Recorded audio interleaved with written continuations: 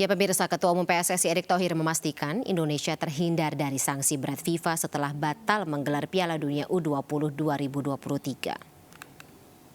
Ya, Erick Thohir memastikan pernyataan tersebut setelah bertemu dengan Presiden FIFA Gianni Infantino di Paris, Perancis pada Kamis waktu setempat. FIFA menyebut hanya memberikan sanksi administrasi kepada PSSI berupa dibekukannya dana FIFA Forward untuk keperluan operasional PSSI. Dengan demikian, Indonesia dipastikan terhindar dari sanksi berat pengucilan sepak bola dunia. Indonesia hanya mendapatkan kartu kuning, bukan kartu merah.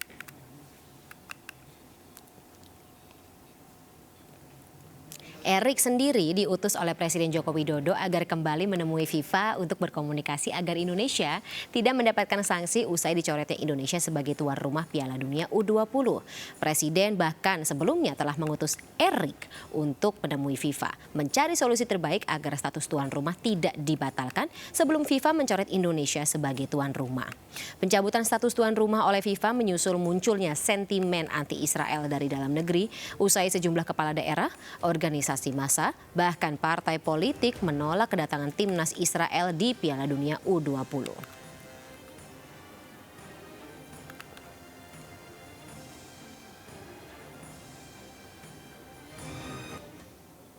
Ya, Indonesia terhindar dari sanksi berat FIFA setelah batal menggelar Piala Dunia U20 2023.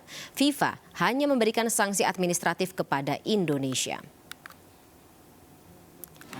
Mas? Ketua Umum PSSI Erick Thohir memastikan Indonesia terhindar dari sanksi berat FIFA setelah batal menggelar Piala Dunia U20 2023. Dalam pernyataan resminya, Erick mengatakan bahwa Indonesia terhindar dari sanksi berat pengucilan dari sepak bola dunia.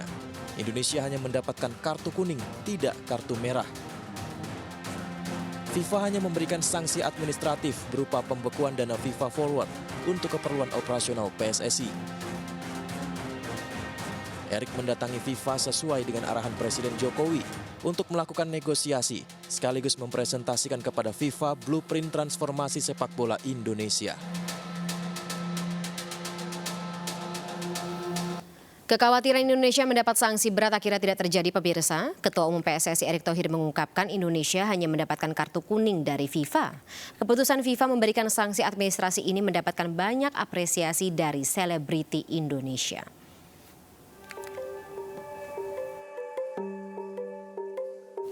Diumumkan di Instagram PSSI dan Instagram pribadi Erick Thohir bahwa Indonesia hanya mendapatkan sanksi administratif mendapat apresiasi. Sejumlah selebriti memberikan ucapan syukur di media sosial. Presiden FIFA pun mengupload foto dirinya bersama Erick Thohir yang menandakan sudah ada keputusan untuk sepak bola Indonesia.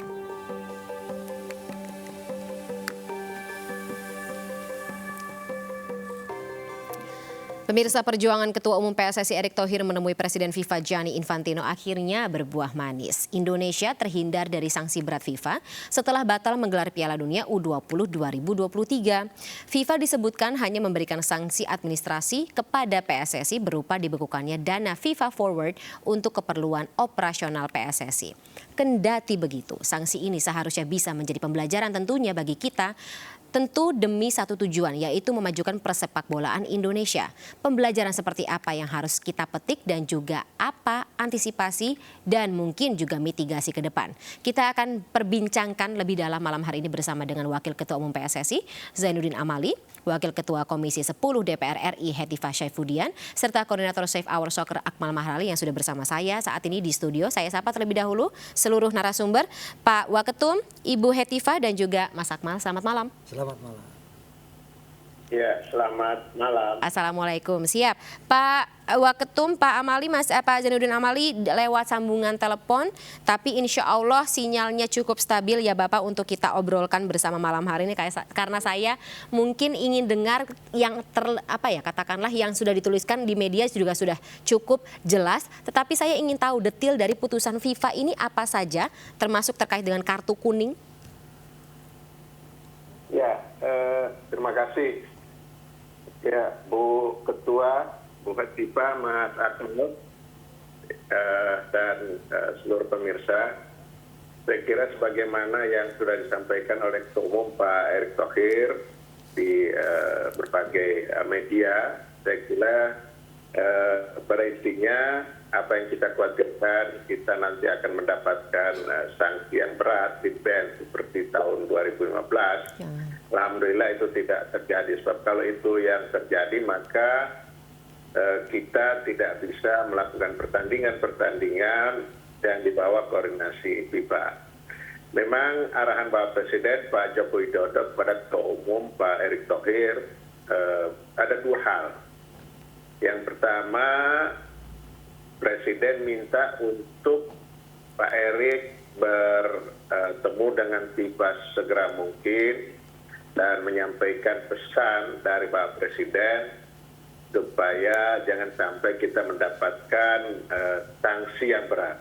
Kalau sanksi, waktu itu kan kita sudah perkirakan pasti karena itu aturan yang ada dalam FIFA, tetapi kalau toh juga dapat kita jangan sampai yang berat.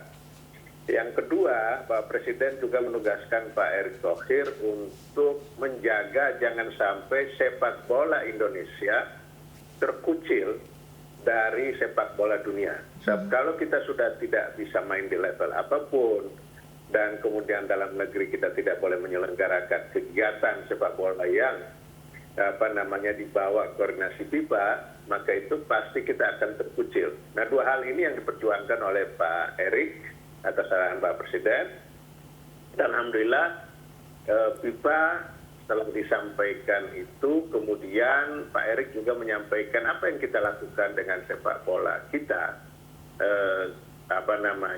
yang disebut dengan cetak biru atau blueprint kita, yang tentu di situ terlihat betul bagaimana perhatian pemerintah terhadap sepak bola Indonesia. Misalnya Pak Presiden sampai mengeluarkan Inpres nomor 3 tahun 2019, itu kan luar biasa perhatian Pak Jokowi terhadap sepak bola, dan itu oleh FIFA punya nilai, dan itu pernah disampaikan pada saat Presiden FIFA ketemu dengan Presiden Jokowi setelah kejadian Kanjuruhan. Kebetulan saya mendampingi Pak Presiden waktu itu, diapresiasi karena sepak bola seperti di Indonesia belum bisa dilepaskan dari dukungan pemerintah.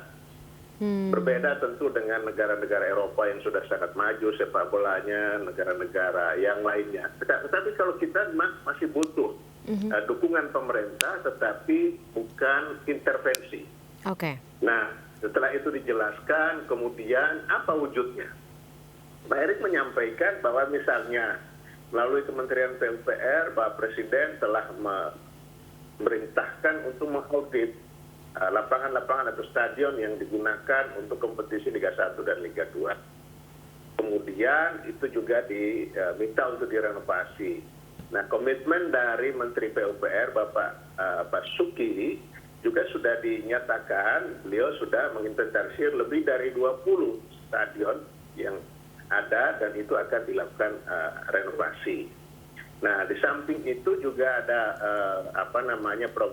program kompetisi yang sudah juga mendapatkan masukan dari para stakeholder baik Liga 1 Liga 2 pada saat Sarasehan kemarin. Kemudian Pak Erick dan kami mengumpulkan para asprof, mendengarkan apa yang mereka inginkan tentang sepak bola kita ke depan supaya menjadi sepak bola yang bersih, yang maju, dan berbagai hal yang positif.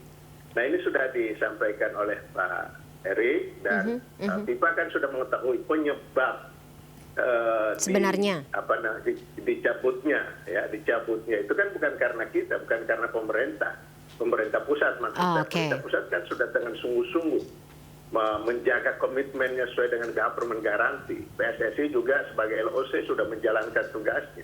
Tetapi kan ada kondisi terkini ya sesuai dengan rilis FIFA. Itulah yang menyebabkan akhirnya FIFA berpikir sehingga ketuan rumahan kita itu dicabut. Jadi hal-hal yang seperti itu yang disampaikan oleh Ketua Umum, dan alhamdulillah itu dipahami, tetapi kan kita memang harus disanksi. Maka carilah sanksi seperti yang ada sekarang ini. Oke, jadi atas pertimbangan-pertimbangan tersebut, FIFA menganggap ini bukan kesalahan atau bukan murni kesalahan dari pemerintah dan juga PSSI.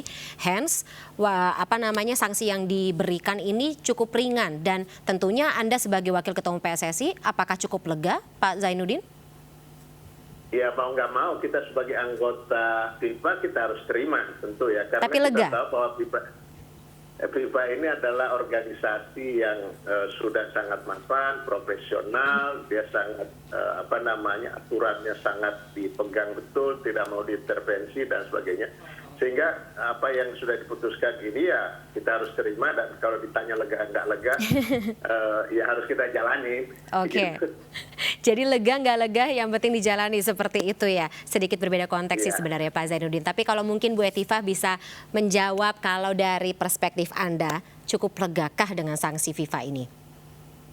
Kalau saya jelas ya lega sekali ya, bersyukur. Alhamdulillah gitu. Karena ya. sebenarnya kita sangat khawatir ya terus terang dengan situasi kemarin gitu ya, karena bisa banyak sekali kemungkinan yang terjadi.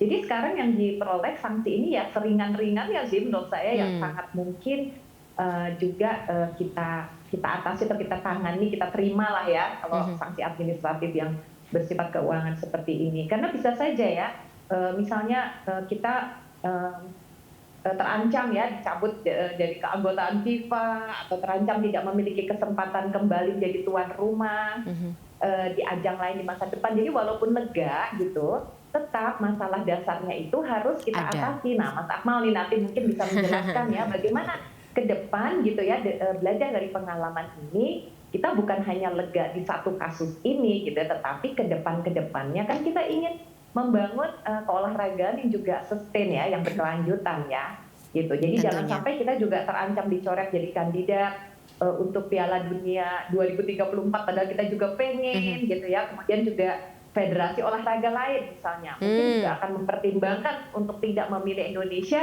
sebagai tuan rumah di event-event internasional mereka, tidak termasuk Olimpiade. Indonesia juga terancam dikecam ya sebagai satu negara yang bertindak diskriminatif karena mencampur adukan olahraga sama politik. Nah ini nih yang mungkin kita di sisi sanksinya lega, tapi gitu ya kalau menurut feeling saya di saat ini nih kok sepertinya masih pada menghindar nih untuk bisa mengatasi problem dasarnya. Oke. Gitu, Mbak Fani. Nah berarti kan masih ada concern Bu Hetifah, termasuk yang telah tertulis dalam konstitusional. Itu mungkin dari DPR sendiri apakah ada semacam langkah begitu kalau bicara mengenai konstitusi gitu, aturan? Oleh sebab itu ya kami sebenarnya pengen sekali nih secepatnya nih bertemu sama Pak Zainuddin Amali dan Bang Erick Thohir. Kemudian juga kita ingin mengundang KOI juga ya, ingin bertukar pikiran dengan Menteri Pemuda dan Olahraga yang baru juga. Dan tentunya kami di Komisi 10 kan juga harus melibatkan komisi-komisi lain. Misalnya Komisi 1 terkait dengan urusan diplomasi, hubungan luar negeri gitu ya. Jadi Bang Zeta, saya juga udah komunikasi nih sama Kak Mutia, gimana ini soal peraturan Menteri Luar Negeri itu gitu ya. Jadi nggak bisa itu Komisi 10 sendirian, berarti harus lintas komisi, bahkan itu bisa kita angkat ke MPR RI juga. Oke, nah mungkin juga bisa ada insight dari Save Our Soccer juga nih Mas Akmal terhadap aturan atau konstitusi ini, mengingat tadi sebenarnya kalau misalnya kita bisa dibilang lega terhadap putusan FIFA, tapi masih ada concern lain yang bisa menjadi pekerjaan rumah kita. Ya, kalau saya bicara misalnya konteksnya kita dapat kartu kuning, tapi kartu kuning ini dalam sebuah pertandingan peringatan. Bisa jadi kita dapat kartu kuning kedua artinya kartu merah. Atau kita dapat kartu merah langsung setelah itu. Nah ini mungkin pembelajaran yang harus kita pahami bersama-sama bahwa FIFA sangat menegakkan aturan di mata para anggotanya. FIFA menegakkan kedaulatan di mata anggotanya. Yang dengan kasus Indonesia ini FIFA ingin memberikan pesan kepada 216 anggotanya bahwa ke depan siapapun yang terpilih menjadi tuan rumah Piala Dunia dunia, baik itu kelompok umur maupun senior, harus komitmen dengan apa yang sudah disepakati bersama. Itu pertama. Yang kedua, kita tidak boleh kemudian merasa jumawa ya bahwa kita akhirnya mendapatkan hukuman yang ringan. Justru ini membuat kita harus introspeksi bahwa problem utama kita saat ini adalah ketika sepak bola itu dimasuk atau didompleng oleh kepentingan politik praktis dan FIFA sangat tabu soal itu semua. Nah, kemudian politik praktisnya juga terkait dengan konstitusi, karena itu ke depan menurut saya perlu ada judicial review terhadap konstitusi kita gitu kan, terkait misalnya kemerdekaan adalah hak segala bangsa dan oleh sebab itu penjajahan di atas dunia harus dihapuskan. Apakah ini kita terjemahkan secara tekstual atau kontekstual gitu.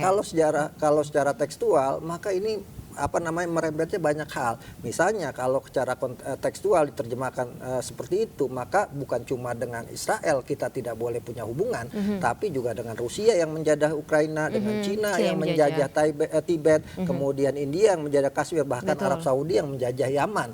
Termasuk itu kita tidak boleh punya hubungan dengan mereka gitu. Nah, ini yang kemudian harus tidak boleh tebang pilih oleh semua pada semua penjajah. Nah, dalam konteks olahraga misalnya setelah Piala Dunia U20 ini tidak boleh karena ada Israel, maka World Beach Game yang akan digelar pada 5 sampai 12 Agustus di Bali juga tidak boleh digelar karena di sana ada Israel. Sudah ada penolakan juga, betul. Mas Akmal. Nah, ini kan artinya adalah problem ke depan bangsa kita terkait dengan olahraga yang menurut saya ke depan harus ada peninjauan kembali tentang undang-undang kita. Apakah ada kekhususan untuk olahraga? Kenapa ada kekhususan? Karena olahraga ini merupakan alat diplomasi paling kuat di mata internasional. Hanya ada 2 kesempatan bendera sebuah negara, lagu kebangsaan sebuah negara itu dinyanyikan. Yang pertama adalah ketika kepala negara sebuah negara datang ke negara tetangga. Pak Jokowi datang ke Amerika, maka bendera Indonesia dikibarkan, lagu kebangsaan dinyanyikan. Dan atlet Indonesia yang menang dalam sebuah turnamen, sebuah kejuaraan, ketika jadi juara, maka lagu kebangsaan dinyanyikan, bendera dikibarkan. Artinya posisi olahraga ini berada sejajar dengan justru dengan kepala negara gitu kan. Nah, ini yang kemudian mungkin dari DPR bisa melakukan peninjauan kembali terhadap undang-undang kita sehingga kemudian ke depan kita punya kesepakatan yang utuh tentang bangsa kita, bahwa seperti yang disampaikan Pak Jokowi, politik harus dipisahkan dengan olahraga dan itu harus ada rule of the game-nya. Jangan sampai kemudian ke depan misalnya kita jadi tuan rumah event internasional lagi, tahu-tahu gaduh lagi karena ada perbedaan pandangan terhadap konstitusi kita. Yang tidak ada aturan jelasnya yang tertulis dalam konstitusi tersebut. Jadi kesimpulan saya adalah ya jangan ada PDIP di sepak bola gitu. Bukan Partai Demokrasi Indonesia Perjuangan, tapi tidak adanya Piala Dunia isinya politik. Piala Dunia isinya politik. Anagram yang cukup ambigu begitu ya Mas Akmal ya. Tapi tadi juga ada concern terkait dengan kalau misalnya kita bicara mengenai sanksi yang diberikan oleh FIFA ya Pak Waketum, juga nanti saya akan balik kepada Anda. Mas Akmal sendiri juga mendengar tentunya kita dana ya FIFA Forward juga dipotong seperti itu, dihilangkan. Betul. Jumlahnya juga tidak kaleng-kaleng seperti itu. Ini tentunya berimplikasi pada pembangunan atau kemajuan katakanlah perkembangan sepak bola kita kita sendiri. baru dapat kabar yang cukup bagus ketika awal tahun kemarin kita dapat bantuan dana 5,6 juta dolar Amerika atau 83 miliar untuk kebutuhan pembangunan pusat latihan tim nasional atau training camp. Ini kabar baik tentunya, tapi kemudian gara-gara kita batal jadi tuan rumah Piala Dunia merembet ke hal-hal yang lain. Kenapa? Karena kita kehilangan potensi pendapatan atau bantuan dana FIFA Forward 3.0 yaitu sebesar 144,5 miliar rupiah. Ada dana bantuan 5 juta dolar atau sekitar 77 miliar terkait dengan operasional kegiatan sepak bola. Kemudian juga ada bantuan dana yang bisa kita dapatkan sebesar 2 juta dolar. 3 juta dolar atau sekitar 44 miliar untuk proyek jangka panjang pembangunan sepak bola nasional gitu kan dari FIFA. Dan yang 3 ada potensi pendapatan kita sebesar 1,2 miliar rupiah atau 1,2 juta dolar atau 17,6 miliar rupiah untuk membantu kebutuhan akomodasi tim nasional dari sebuah negara asosiasi, termasuk di dalamnya kebutuhan peralatan. Artinya ada 144,5 miliar yang hilang. Ini kan bukan yang sedikit dan yang paling penting adalah misalnya yang tidak bisa dinilai dengan uang ya, seperti contoh misalnya kehilangan kesempatan kita menjadi saksi sejarah tuan rumah Piala Dunia. Kemudian juga kehilangan kesempatan mimpi anak Indonesia U20 untuk tampil di Piala Dunia. Kita batal jadi tuan rumah Piala Dunia, secara otomatis kemudian kita batal jadi peserta Piala Dunia U20 yang posisi kita digantikan oleh Argentina. Ini kan kerugian imaterial yang tidak bisa dinilai dengan uang. Kita berharap berharap ke depan misalnya para politisi kita juga bisa menempatkan posisi di mana misalnya olahraga harus ditempatkan dalam tempat yang setinggi-tingginya. Jangan kemudian olahraga dicampur adukan dengan politik yang pada akhirnya ketika dibenturkan antara olahraga politik yang ada adalah kehancuran, dan itu yang kita alami saat ini.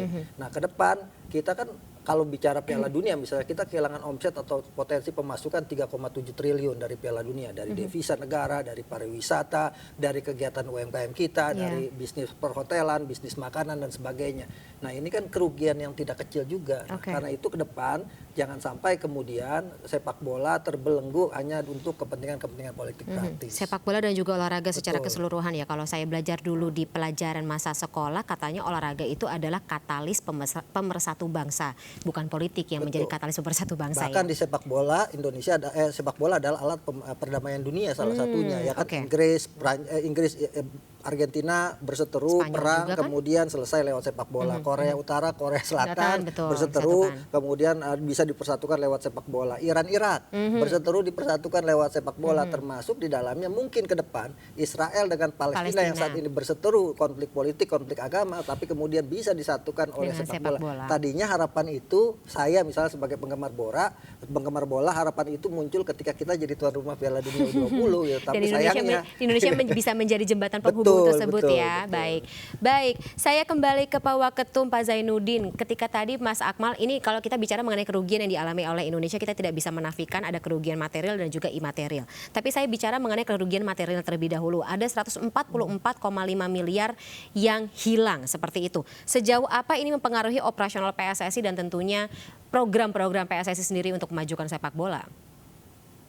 Ya, tentu berpengaruh ya terhadap aktivitas PSSI yang biasanya itu ada support dari FIFA, kemudian dengan sanksi dan itu dibekukan. Nah, kita berharap setelah FIFA mempelajari apa yang sudah disampaikan oleh Ketua Umum dan kemudian berdiskusikan dengan Exco FIFA lainnya, bisa lebih diperingan lagi ya. Karena mau nggak mau itu harus kita mencarikan Pak Ketua Umum dan kita harus mencarikan penggantinya. Walaupun itu tidak akan berpengaruh terhadap kompetisi dan lain sebagainya karena itu sudah ada jalur pembiayaannya sendiri ya.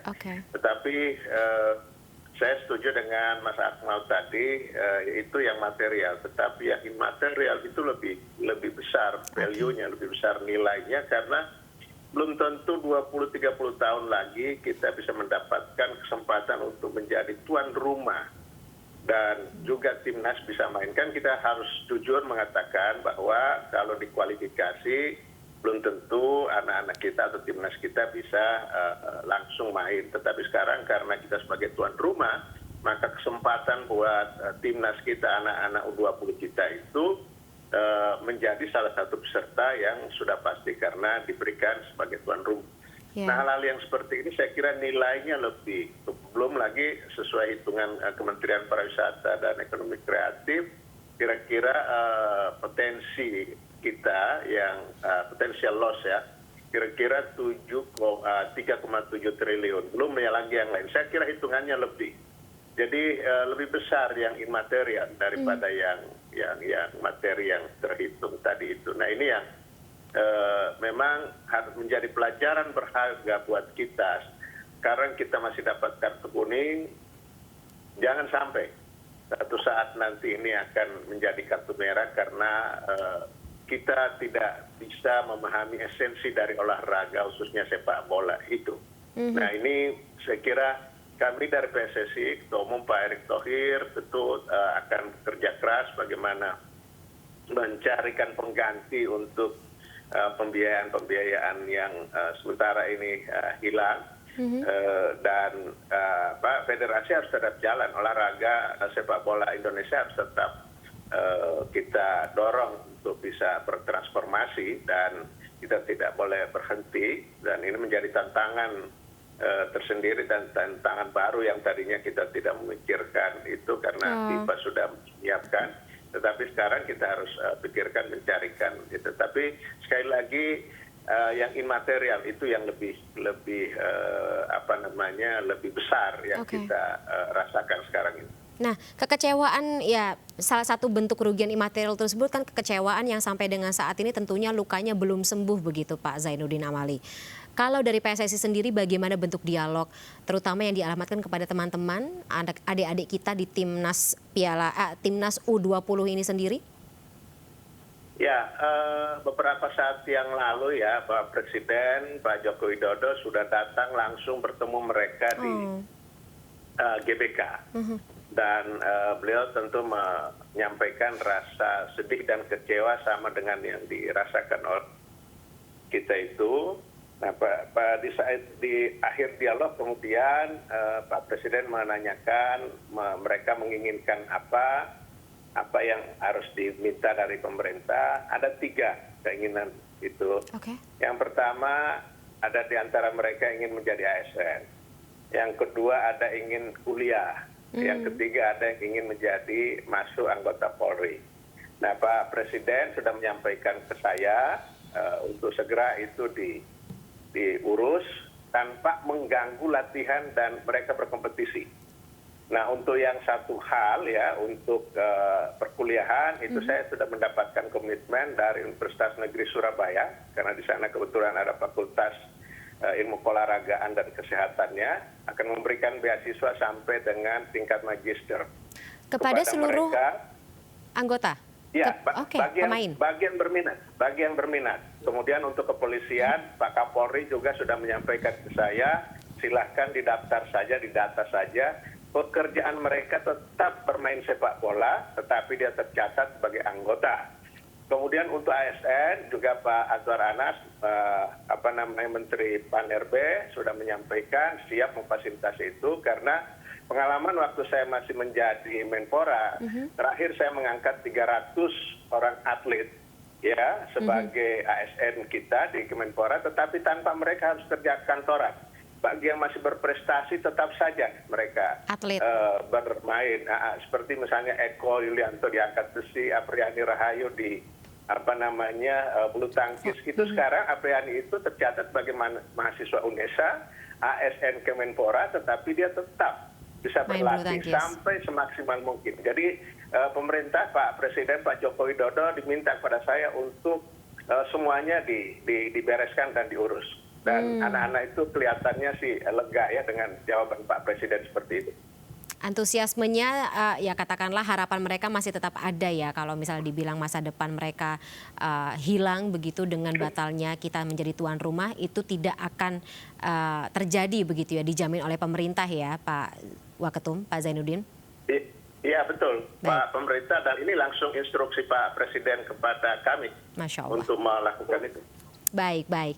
Bu Hetiva, tapi kalau dari Komisi 10 DPR sendiri ini tentunya menjadi concern ya ketika kita bicara mengenai kerugian material, tadi jumlahnya cukup fantastis, kemudian juga kerugian imaterial tentunya untuk perkembangan sepak bola ya kalau kita bicara mengenai konteks perkembangan sepak bola saat ini. Tapi tahan dulu ya jawabannya Bu Hetiva, kita akan gali lebih dalam di segmen berikut. Pak Zainuddin Amali dan juga Mas Akmal, kita jeda sesaat. Pemirsa, tetaplah bersama kami, MNC News Prime akan segera kembali.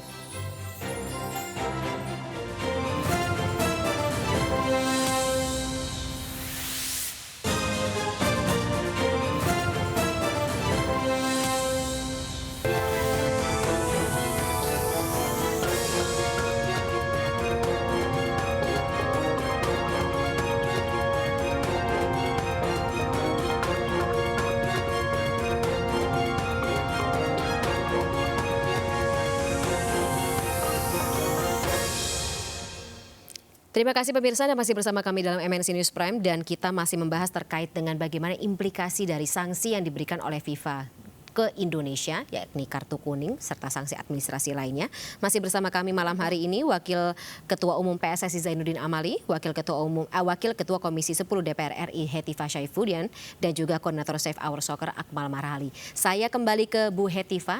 Pertanyaannya sama seperti sebelum jeda tadi Bu, terkait dengan bagaimana Komisi 10 DPR ini mengawal kerugian material maupun imaterial yang terjadi atau saat ini berimbas kepada Indonesia. Terutama tadi dari sisi konstitusional. Mau judicial review kah Bu? Ya. Monggo Bu Hetiva. Oh ya, baik. Tadi kita bicara tentang dampak material dan imaterial ya. Tadi disampaikan ya soal bagaimana memotivasi timnas yang sempat memang terdemotivasi sampai di titik nadir ya. Saya kira itu bagus-bagus saja karena tadinya mungkin sudah pupus harapan, kemudian sekarang mulai ya bangkit kembali. Tapi juga banyak masalah-masalah imaterial lain ya yang sulit untuk disembuhkan dalam jangka pendek. Oleh sebab itu kami sangat berharap ya, dan andalan kami di PSSI, Bang Zainuddin Amali adalah tokoh yang piawai soal komunikasi, Bang Erick Thohir juga. Misalnya dampak terhadap masyarakat banyak ya, terhadap warga ya yang sangat antusias terhadap persepak bolaan nasional. Sekarang tiba-tiba beberapa waktu lalu dihadapkan pada situasi seperti itu ya. Bahkan terjadi perpecahan gitu ya di kalangan, jadi perpecahan sosial ya. Dan juga soal inkonsistensi pemerintah ini memunculkan distrust atau rasa ketidakpercayaan gitu, bahkan antar sesama pemerintah, misalnya pemerintah daerah dengan pemerintah pusat dengan presidennya bisa berbeda pendapat, ya kan? Antara satu pemerintah daerah dengan pemerintah daerah lain bisa berbeda pendapat, pemerintah kota ini setuju, pemerintah kabupaten atau pemerintah daerah yang lain berbeda. Nah ini kan sebetulnya memunculkan rasa tidak percaya ya kepada pemerintah di Indonesia secara keseluruhan. Gitu. Kalau kita ingin menjadi host country yang baik, tuan rumah yang baik, pasti isu komitmen dan soal komunikasi ini harus kita perbaiki, dan ini harus menjadi pengalaman yang betul-betul dimanfaatkan sebagai atau hikmahnya itu diambil. Oke, Bu Hetifah, mohon maaf saya potong lagi. Ini terkait dengan tadi ketidaksamaan antara pemerintah pusat dengan daerah, ini sudah ada. Maksudnya katakanlah informasi terbaru begitu ketika Gubernur Bali Iwayan Koster menolak pelaksanaan ANOC yang ada timnas atau atlet Israel lolos untuk bermain ke Indonesia. Sementara dari pemerintah sendiri, pemerintah pusat sendiri belum mengeluarkan pendapat atau pernyataan. Bagaimana Komisi 10 menyikapinya? Nah ini kan saya pikir ya di sini nanti mungkin Bang Zainuddin Amali juga sebagai mungkin yang berpengalaman sebagai menteri ya. Jadi bisa nanti memberikan saran juga gitu, bagaimana sebenarnya kita itu membangun satu sinergi gitu. Kita kan ingin menjadikan sepak bola dan olahraga ini sebagai marwah gitu ya, marwah bangsa. Jadi semua tuh harus satu spirit. Nah kalau misalnya sekarang ini terjadi lagi untuk kedua kalinya hal yang sama, itu ibaratnya kita udah lolos dari lubang jarum kok kita kepleset lagi. Nah ini yang harus dihindari lah. Udah nggak mungkin kita itu seperti pura-pura tidak ada masalah, dan kemudian nanti ketika sudah terjadi kita menyesal lagi atau mencari jalan keluar untuk meminimalisir dampak.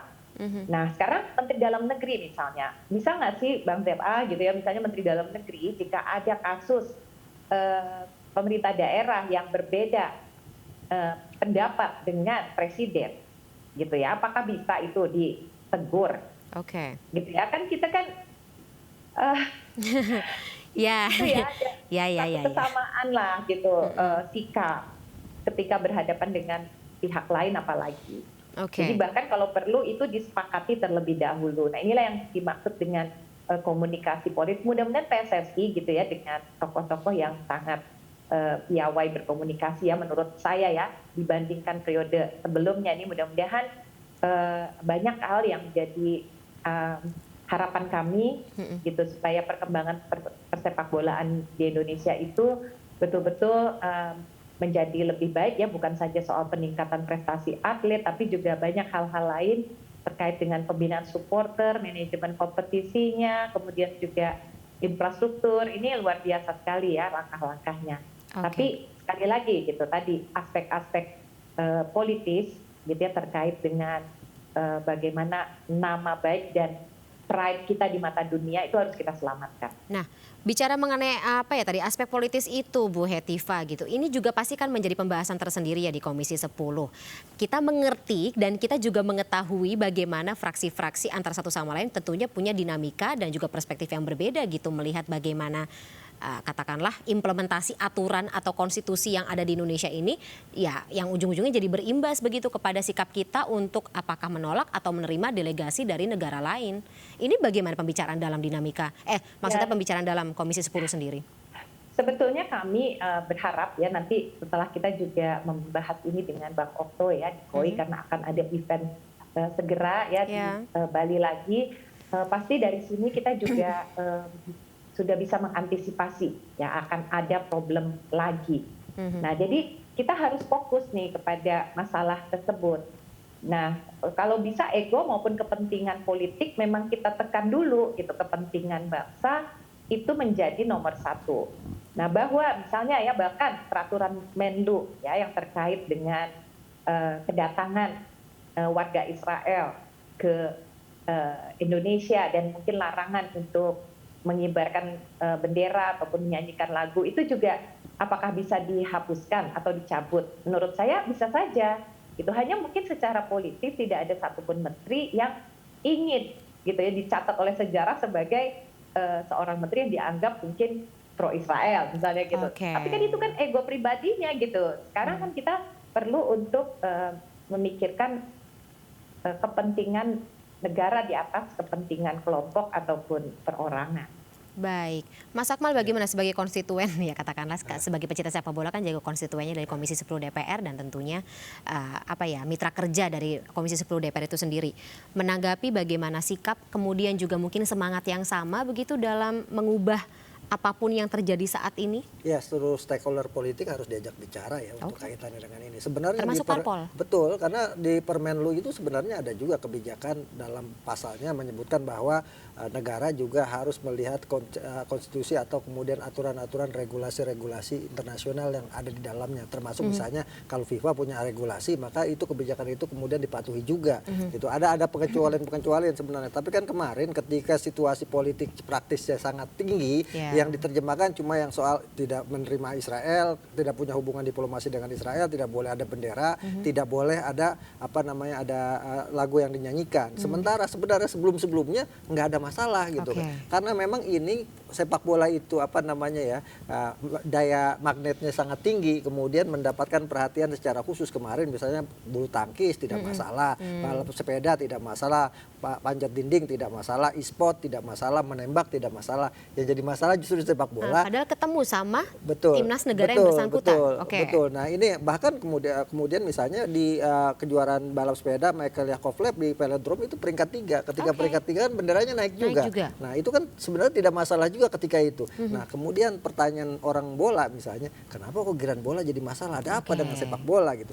Jadi kalau kemudian kita sebagai penggemar bola, pesan kita kita pengen nonton bola aja gitu. Kita tidak mau ikut-ikutan urusan politik seharusnya. Nah ini yang kemudian harus dipahami oleh para politisi kita juga ke depan, bahwa ya tadi seperti Bu Hetipa katakan bahwa sikap kenegarawanan ini harus lebih dikedepankan karena pride bangsa itu ada di salah satunya di olahraga. Kita tuan rumah Anox tadi kan, World Beach Game ini kebanggaan gitu kan. Dan pastinya seluruh orang akan memberikan perhatian kepada Indonesia ke depan, termasuk Piala Dunia kemarin. Dan pastinya misalnya buat Bali akan menghadirkan pariwisatanya jadi naik, kemudian devisa negara jadi naik. Nah ini yang harus kemudian menjadi perhatian khusus. Makanya saya tadi katakan moga-moga nanti Komisi 10 juga ikut mendorong untuk kemudian dibuat aturan-aturan baru terkait kekhususan soal olahraga. Misalnya Permenlu ini kan kalau layer hukum ini di layer ketiga gitu. Masih ada misalnya Perpres atau Kepres atau Impres, bahkan kemudian Perpu ada di situ di atas yang bisa mengganti peran misalnya Permenlu dan sebagainya, termasuk undang-undang, peraturan pemerintah, undang-undang, dan ini ada levelnya ya. Ini levelnya kan level Bu Hetipa nih untuk kemudian mencari solusinya ke depan bersama kawan-kawan di Komisi 10, bagaimana misalnya ada undang-undang nomor 11 tahun 2022 tentang keolahragaan yang juga mengatur tentang masa depan olahraga kita. Ya semoga ke depan dengan kasus Piala Dunia ini juga diatur undang-undang khusus bahwa olahraga punya priority atau punya hak khusus di Indonesia terkait terkait kejuaraan-kejuaraan yang akan kita gelar. Kenapa?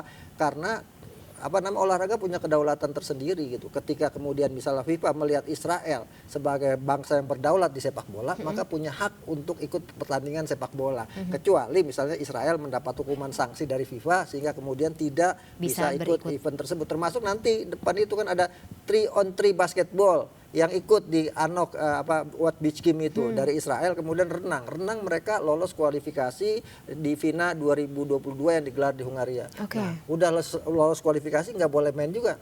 nggak beda sama sepak bola kan. Benar. Ini kan problem sendiri, dan saya pikir problem ini harus diselesaikan oleh bangsa kita semua. Kita berharap ke depan bahwa olahraga itu adalah alat diplomasi paling efektif ke depan di untuk misalnya urusan perdamaian dunia. Karena kalau sepak bola misalnya jargonnya football for unity, sepak bola untuk persatuan. Nah ini yang kemudian mungkin bisa diterjemahkan oleh para politisi kita ke depan, bahwa sejatinya lewat sepak bola, lewat olahraga, persatuan dunia atau target Indonesia di preambul bahwa perdamaian dunia harus menjadi prioritas akan bisa kita lakukan bersama-sama. Oke, nanti saya akan ke Pak Zainuddin, tapi sebelumnya saya ingin konfirmasi ke Bu Hetiva, bagaimana ini? Apa kalau misalnya dalam pertemuan yang dicanangkan oleh Komisi 10 DPR dalam waktu dekat ini juga akan membahas hal seperti itu? Mungkin Mas Akmal dari Safe Our Soccer mau diundang? Iya betul, jadi pertemuan yang pertama sebetulnya justru dengan PSSI untuk mendengarkan ya laporan terkini hasil dari perjalanan Bung Erick Thohir. Dan setelah itu juga kita ingin bertemu dengan KOI gitu ya, untuk tadi mengantisipasi nanti untuk World Beach Games ini seperti apa supaya jangan terjadi hal yang serupa dengan FIFA World Cup U20 kemarin. Nah, kemudian juga tentunya kalau untuk yang terkait dengan masalah ketatanegaraan kita ya, dan juga hal-hal terkait dengan peraturan gitu ya, memang itu akan ada proses tersendiri. Namun kami sangat senang nih kalau Bang Akmal dan juga kemarin juga ikut ya di diskusi di teman-teman PKB, teman-teman setiap partai pun mulai membuka wawasannya ya terkait dengan keolahragaan ini gitu. Jadi saya kira semua pihak tuh harus lebih terbuka horizonnya gitu tentang keolahragaan ini, supaya kita juga ketika berkomunikasi tuh enak gitu, sama ini perspektifnya ya. Iya gitu. Dan tentu saja masalah-masalah yang terkait dengan inkonsistensi pemerintah ini menjadi satu PR tersendiri yang betul-betul ini harus dicari solusi dan jalan keluarnya sih. Ya.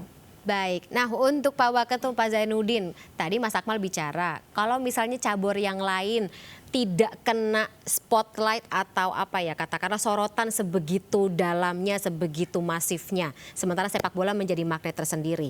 Jadi kita tidak bisa menafikan bahwa PSSI sekarang masih berada di tengah-tengah gitu antara politik dan juga olahraga. Gimana PSSI memposisikan ini? Ya, kita sadar bahwa penggemar sepak bola ini lebih dari cabang-cabang olahraga yang lainnya ya. Dan ada hasil survei yang mengatakan bahwa kurang lebih 70% orang Indonesia itu sangat suka sepak bola. Sehingga dampak dari sepak bola ini bisa juga kemana-mana. Coba bayangkan Pak Presiden, Pak Joko Widodo sampai mengeluarkan Inpres nomor 3 tahun 2019 tentang percepatan pembangunan persepak bola nasional. Itu artinya apa? Sepak bola ini kalau diurus dengan baik, kira-kira kalau survei itu yang kita ikuti berarti minimal kita sudah mengurus 70% kesenangan rakyat Indonesia, kan gitu ya? Yeah. Sehingga di cabur lain tidak begitu menjadi perhatian, tetapi di sini menjadi perhatian ya karena posisinya seperti itu. Nah, tetapi kalau kita tidak segera sadar, maka lama-lama kita tidak bisa mengajukan diri menjadi tuan rumah apapun. Karena Israel itu di IOC dia masih sebagai anggota resmi, juga di FIFA dan di beberapa federasi internasional juga dia sebagai anggota resmi. Nah, kalau dia lolos kualifikasi bukan karena pemberian, karena diundang, nah kewajiban dia akan bertanding. Nah, kalau Indonesia memang sudah mengikrarkan diri tidak ingin lagi seperti itu, maka kita akan sulit. Karena pasti pada saat kita bidding, misalnya kita bidding tuan rumah FIFA Senior 2034. Kita belum tahu kita akan dengan host join hostnya dengan siapa. Kita belum tahu. Tetapi begitu kita ini nanti orang akan bisa mempertanyakan kita, nanti begitu kami menangkan kamu tolak lagi. Padahal kita sudah ada sudah ada government garanti. U20 ini yang tanda tangan itu dari Bapak Presiden, menteri-menteri, kemudian kepala-kepala daerah, government guarantee, host city agreement. Kalau nggak mungkin kita dimenangkan. Bayangkan kita melawan Brazil, kan? Yang tradisi sepak bolanya sudah jauh dari kita. Nah, ini harus segera dicarikan jalan keluar. Tapi sebenarnya di dalam Undang-Undang 11 tahun 2022 yang kebetulan ketika saya masih menteri membahas dengan Ibu Hetifah dan kawan-kawan di Komisi 10, itu sudah dinyatakan bahwa olahraga itu non-diskriminasi. Jadi dalam Undang-Undang 11 itu sudah sangat jelas, sehingga dia tidak ada kaitannya dengan politik. Dan dia sebagai alat pemersatu. Itu ada pasal yang menyebutkan itu dalam Undang-Undang 11. Ada ya. Jadi pijakan kita sih sebenarnya ada. Cuma ya saya nggak tahu apa yang terjadi. Kayak dijadiin referensi Permenlu terus itu sama. Iya, Undang-Undang 11 itu ada. Olahraga universal, kemudian tanpa diskriminasi dan lain-lain. Itu ada jelas sekali. Berarti yang menolak atau menyalahi bisa disanksi dong, bisa kena teguran dong harusnya ya Pak? Iya, kalau undang-undang menyatakan begitu kemudian nggak jalankan, ya harusnya ada kan? Kan undang-undang itu isinya kewajiban yang harus dilaksanakan dan sanksi, kan dua isi undang-undang itu, kewajiban dan sanksi kan gitu ya. Nah, kemudian tentang pemerintah, kalau pemerintah pusat terutama Bapak Presiden sangat komit dengan apa yang beliau sudah garansikan. Itu loh. Jadi kalau nggak komit Pak Presiden nggak mungkin mengutus Pak Erik untuk segera negosiasi lagi supaya kita nggak terkucil dari sepak bola dunia dan nggak kena sanksi berat. Jadi pemerintah pusat ya, walaupun saya sudah tidak menjadi bagian itu, tapi saya tahu persis karena saya mengawal ini 3 tahun lebih ya sejak kita dinyatakan menang bidik. Ada bocoran sedikit kalau begitu terakhir Pak Waketum, apakah pemerintah Pak Presiden akan melakukan langkah tersendiri gitu untuk pihak-pihak yang kemarin menolak? Wah, itu nggak tahu saya. PSSI hanya mengerjakan teknis-teknis sepak bola, semua urusan sepak bola. Sejak saya berhenti jadi menteri, saya nggak ngurusi politik lagi. Kan soalnya tadi ada di aturannya. Ini kita juga jadi bicara mengenai konsekuensi hukum begitu terkait dengan sikap-sikap apapun yang muncul akibat dari pelaksanaan Piala Dunia atau rencana pelaksanaan Piala Dunia U20 tersebut. Duh, sayang sekali saya masih ingin gali sebenarnya lebih dalam, tapi karena durasi sudah habis, kita terpaksa sudahi dulu dialog kita pada malam hari ini. Pak Zainuddin, Bu Hetifah dan juga Mas Akmal, terima kasih sekali atas insight-nya dalam dialog kita di MNC News Prime malam hari ini. Sehat-sehat selalu Pak Waketum, Ibu Hetifah dan juga Mas Akmal. Kita ketemu lagi ya di lain kesempatan ya. Saya pamit dulu atau Pak harus pamit dulu dari MNC News Prime malam hari ini. Assalamualaikum, sampai jumpa. Bu Hetifah.